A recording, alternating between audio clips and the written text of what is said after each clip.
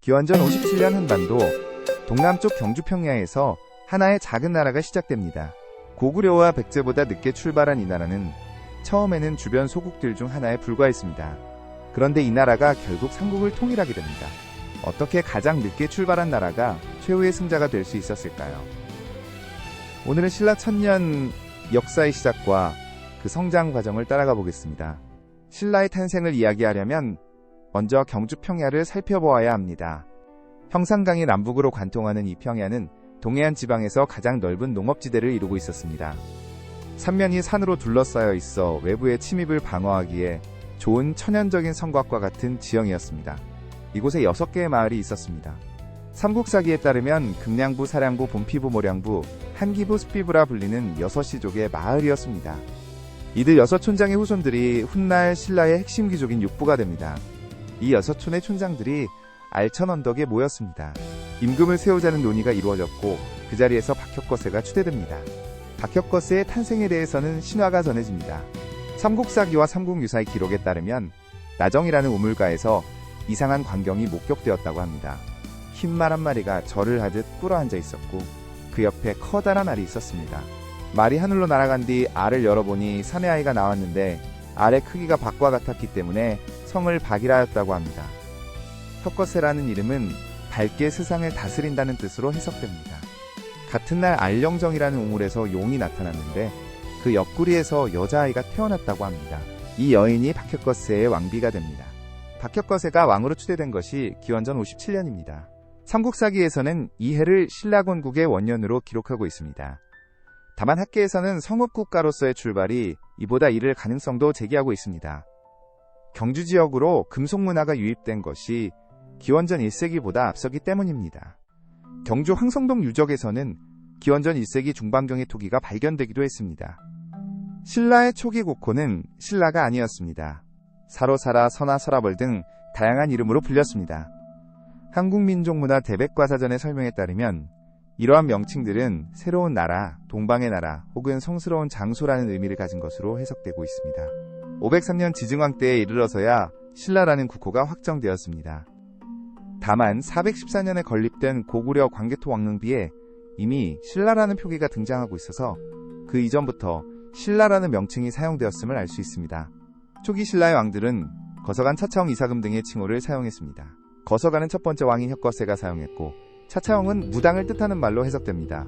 이사금은 연장자 또는 이를 다스리는 자라는 뜻으로 알려져 있습니다. 이러한 칭호들은 아직 강력한 왕권이 성립되기 전의 상태를 보여줍니다. 신라 초기에는 박씨, 석씨, 김씨, 세성씨가 번갈아 왕위를 차지했습니다. 박혁거세로 시작된 박씨 왕통은 제네대 탈해 이사금 때 석씨에게 넘어갔습니다. 석탈의 탄생 신화는 박혁거세와는 또 다른 양상을 보여줍니다. 삼국사기와 삼국유사의 기록에 따르면 석탈해는 용성국에서 왔다고 합니다. 그는 알로 태어났는데 용성국에서는 이를 불길하게 여겨 바다에 버렸습니다. 알은 괴짝에 담겨 바다를 떠돌다가 신라의 해안에 도착했습니다. 아진포라는 곳에서 한 노파가 이 괴짝을 발견했고 열어보니 사내 아이가 나왔습니다. 석탈해가 왕위에 오르게 된 경위도 독특합니다.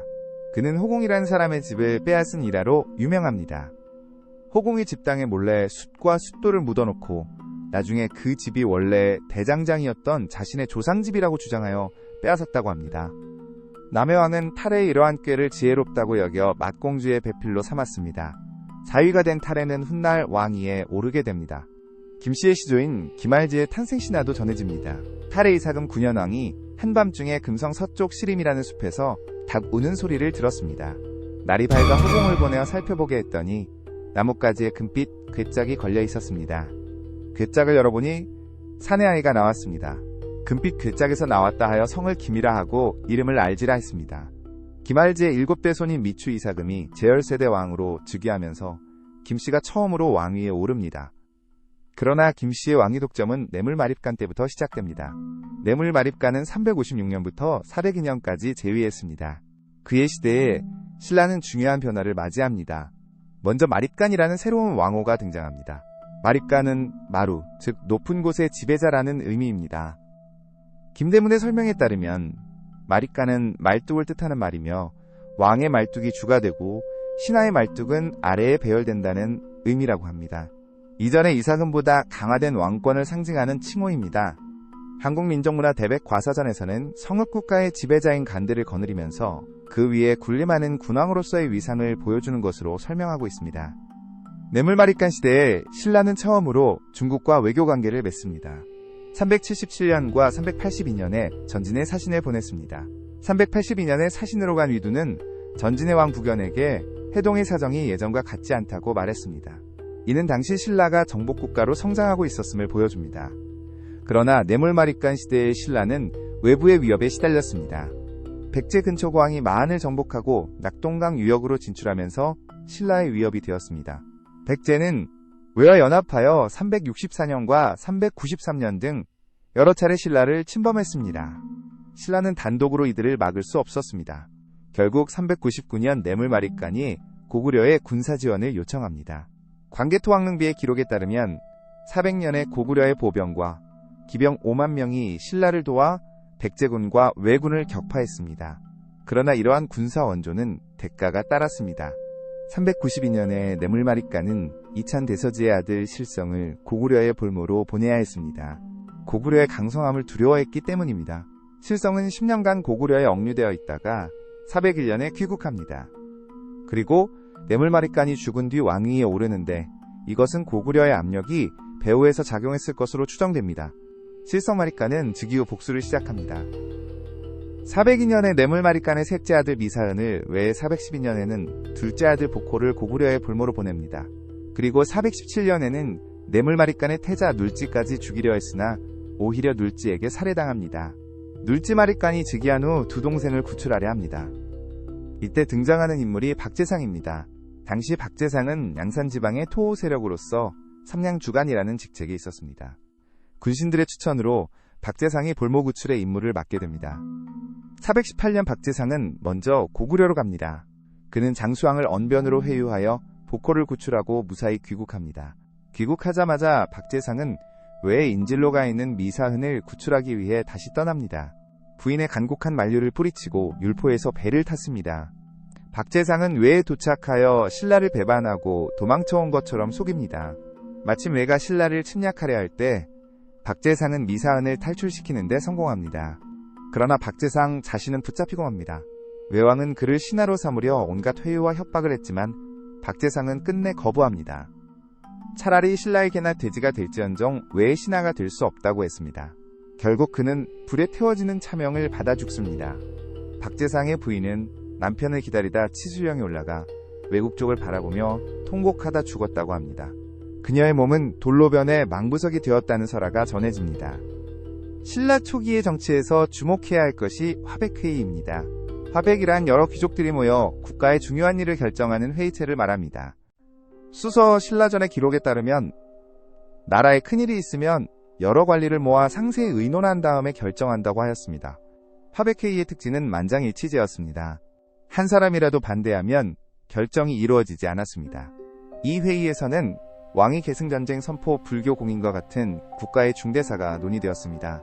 특히 중대한 국사를 의논할 때는 경주 주변의 청송산, 오지산, 피전, 소금강산 등 4곳의 성스러운 장소에서 회의가 열렸다고 합니다. 화백회의의 기원은 멀리 선사시대의 촌락 공동체 회의로까지 거슬러 올라갑니다. 시족사회가 연합하여 하나의 국가를 형성하는 과정에서 각 세력의 의견을 조율하기 위해 이러한 회의체가 필요했던 것입니다. 5세기에 들어서면 신라는 고구려의 영향에서 벗어나려는 움직임을 보입니다. 427년 고구려가 평양으로 천도하면서 남하 정책을 적극 추진하자 신라는 눌지마리간 때인 433년에 백제와 동맹을 맺습니다. 이것이 나제동맹의 시작입니다. 이 동맹은 120년간 지속되면서 양국이 고구려의 남하를 견제하는 기반이 됩니다. 5세기 신라에서는 중앙집권 체제를 위한 여러 조치가 단행되었습니다. 자리마리간 때인 469년에는 왕경인 경주를 지역적으로 구분해 당리명이 확정되었습니다. 이로써 왕경은 족제적 성격을 탈피하고 행정적 성격이 강한 지역이 되었습니다. 487년에는 사방에 역참이 설치되었습니다. 490년에는 수도의 시장이 열려 사방의 물자가 유통되기 시작했습니다. 이러한 변화들은 왕권 강화의 흐름을 보여줍니다. 500년에 지증왕이 즉위합니다. 그는 64세의 나이로 왕위에 올랐는데 1년의 개혁 조치를 단행합니다. 502년에는 순장을 금지하는 법령을 내립니다. 순장이란 왕이나 귀족이 죽으면 그 무덤에 산 사람을 함께 묻는 풍습입니다. 지증왕은 이를 금지했습니다. 같은 해에 주군에 명하여 농업을 권장하고 우경, 즉 소를 이용한 농사를 시행하도록 합니다. 이는 농업 생산력 증대의 계기가 됩니다. 503년에 지증왕은 국호를 신라로 확정합니다. 그리고 임금의 칭호도 마리깐에서 왕으로 바꿉니다. 중국식 제도를 받아들인 것입니다. 505년에는 전국을 주군현으로 나누어 군주를 두었고 이사부를 실직주의 군주로 삼았습니다. 512년에 이사부는 우산국을 복속시킵니다. 우산국은 오늘날의 울릉도입니다. 이 시기에 축조된 거대한 고분들도 왕권 강화의 증거입니다. 금관총 황남대총과 같은 고분에서 발굴된 금관과 부장품들은 당시 신라 왕실의 위상을 보여줍니다. 현재까지 발견된 신라 금관은 5점으로 모두 5세기에서 6세기에 제작된 것입니다. 신라 역사에서 결정적인 전환점은 6세기입니다. 이 시기에 신라는 중앙집권적 귀족 국가로서의 체제를 완성합니다. 그 중심에 버풍왕과 진흥왕 두 왕이 있습니다. 버풍왕은 514년부터 540년까지 재위했습니다. 그는 지증왕의 아들로서 중앙집권적 고대국가 체제를 완비한 왕으로 평가받습니다. 버풍왕의 업적을 이해하기 위해서는 그가 시행한 일련의 개혁을 살펴보아야 합니다. 517년에 병부가 설치되었습니다. 신라 중앙관부 중 가장 먼저 설치된 것이 군사를 담당하는 병부였습니다. 왕이 군사권을 직접 장악함으로써 왕권을 강화하려는 의도였습니다. 520년에는 율령이 반포됩니다. 율령의 구체적인 내용은 전해지지 않지만 백관의 공복제정과 17관등제 등에 관한 규정이 포함되었을 것으로 학계에서는 추정하고 있습니다. 이때 골품제도도 법제화된 것으로 보입니다. 골품제도는 신라 사회를 이해하는 핵심입니다. 이 제도는 개인의 혈통에 따라 정치적 출세는 물론이고 혼인가옥의 크기 의복의 색깔에 이르기까지 사회생활 전반을 규제했습니다. 세습적이고 엄격한 성격 때문에 인도의 카스트 제도와 비교되기도 합니다. 골품제도는 처음에는 왕족을 대상으로 한 골제와 일반 귀족을 대상으로 한 두품제가 별개의 체계를 이루고 있었습니다. 이것이 버풍왕 때 하나의 체계로 통합되었습니다. 그 결과 성골과 진골이라는 두 개의 골과 6두품부터 1두품까지 6개의 두품을 포함해 모두 8개의 신분으로 나뉘게 됩니다. 성골은 김씨 왕족 중에서도 왕이 될 수 있는 자격을 가진 최고의 신분이었습니다. 진골도 왕족이었지만 처음에는 왕이 될 자격이 없었습니다. 진덕여왕 이후 성골이 소멸하면서 진골 출신인 김춘추가 왕위에 오르게 됩니다. 6두품은 두품 중 가장 높은 신분이었습니다. 등란이라고도 불렸는데 이는 좀처럼 얻기 어려운 귀한 성씨라는 뜻입니다. 그러나 6두품은 아무리 능력이 뛰어나도 제육관 등인 아창까지만 오를 수 있었습니다.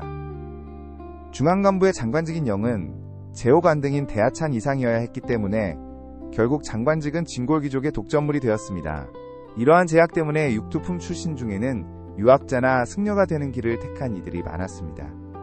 위대한 승려 원효나 뛰어난 문장가, 최치원이 모두 6두품 출신이었습니다. 531년에는 상대등 제도가 설치됩니다. 상대등은 대등으로 구성되는 귀족회의의 주재자였습니다. 진골 중에서도 2찬 이상의 높은 관등을 가진 자가 임명되었습니다.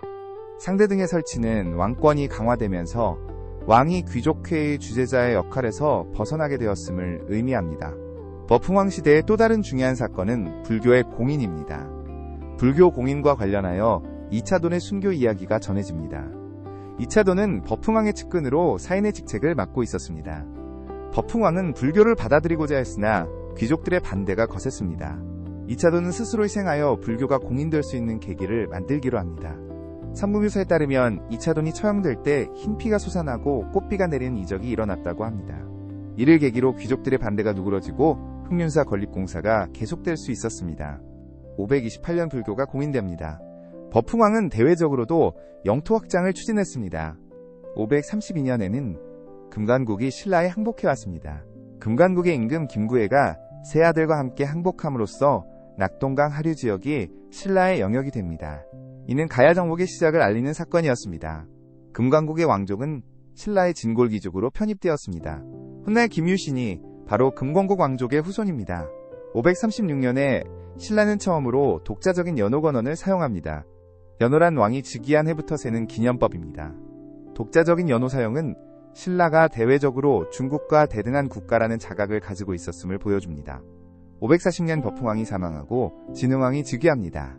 삼국사기에 따르면 진흥왕은 7살에 즉위했습니다. 어린 나이에 즉위했기 때문에 태우 지소 부인이 섭정을 하였습니다.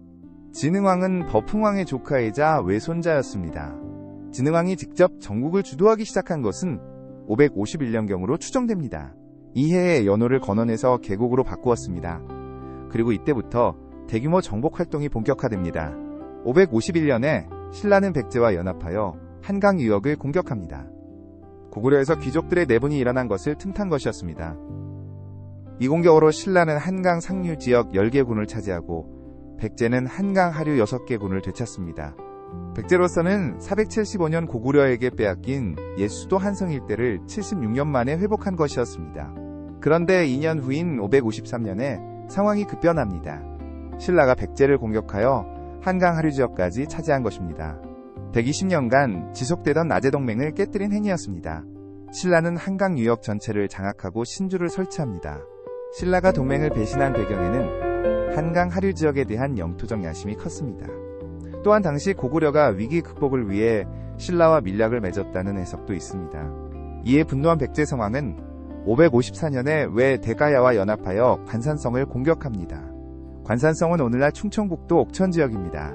신라가 새로 점령한 한강 하류와 본거지를 연결하는 전략적 요지였습니다. 전투 초기에는 백제가 우세했습니다. 신라에 각간 우덕과 이찬 탐지 등이 거느린 군대가 패주했습니다. 그러나 신주 군주 김무력의 원군이 도착하면서 전세가 역전됩니다. 김무력은 금관가야 왕족의 후손으로 훗날 김유신의 할아버지가 되는 인물입니다. 이때 성왕은 전쟁을 지휘하던 왕자 여창을 위로하고자 직접 50여 명만을 거느리고 야간에 이동합니다. 그런데 구천이라는 곳에서 신라 복병의 기습을 받습니다. 3년 상군의 고관 도도가 이끄는 신라군에 의해 성왕은 사로잡혀 목이 베어집니다.